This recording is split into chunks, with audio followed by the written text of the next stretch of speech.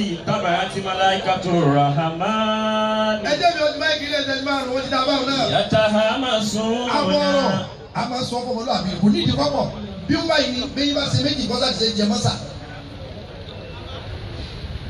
àsìwí kò tó àsìkò èyàn lè sìwí èyàn lè sísọ ṣùgbọ́n tọ́lọ̀ ń bá ní kí wọ́n bá fetí àánú gbọ́ kò sẹ́ni tí ọ̀kọ́jà àsìwí àbá sísọ àbí kò sí sẹ́ni tí ayé ò lè sì gbọ́. sẹ́yìn Islam látàkùn máa lé ìsàlákà bíi ohun tó o bá nímọ̀ nípa ẹ̀ nínú Islam mọ̀ sọ tó o bá wá sọ bóyá a máa gbìyàn torí wípé olówó egbò èèyàn ńlá tó joyè tó nípò tó lágbára tí ń bá gómìnà jókòó tí ń bá lọ́balọ́ba jókòó wọn egbò ṣùgbọ́n kò sẹ́ni ahọ́n ò lè gbé.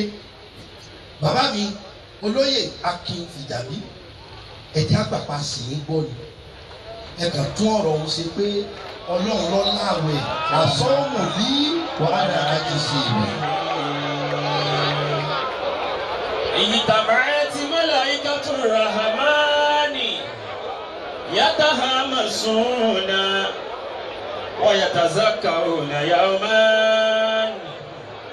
أن قال الله تعالى له إني جاعل في الأرض خليفة أتجعل فيها ما يفسد فيها ويسفك الدماء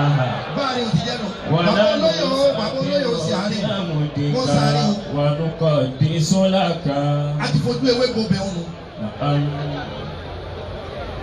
gómìnà àwọn mọ̀lẹ́kà lọ sọ fọlọ́run wípé táwa bá jẹ́ èèyàn ni àní sí ọ tó bọ́ mi èèyàn ṣe ń sìn ọ́.